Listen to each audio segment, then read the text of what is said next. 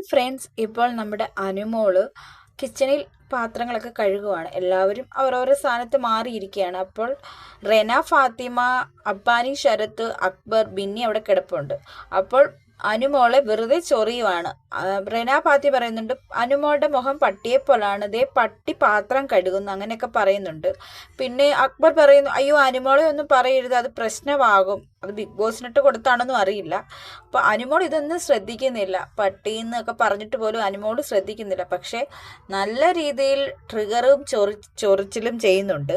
നമ്മുടെ അനുമോൾ ഇതൊന്നും ശ്രദ്ധിക്കുന്നില്ല. എന്നിട്ട് റെന പറയുന്നുണ്ട്, അയ്യോ എന്നാ അപ്പം അനുമോളുടെ കയ്യിലാണല്ലോ കിച്ചൻ, ആരും ശല്യം വരുന്നൊന്നുമില്ല ഇങ്ങനെ ഒരു മാതിരി ആക്കി പറയുന്ന പോലെ. അപ്പോൾ നമ്മുടെ അപ്പാനി ശരത്താണെങ്കിൽ കിടന്ന് ഭയങ്കരമായിട്ട് ചിരിക്കുന്നു. പിന്നെ എന്തോ കളിയാക്കി പാട്ടുകളൊക്കെ പാടുന്നു. പുള്ളിക്കാരി ഒന്നും മിണ്ടുന്നില്ല.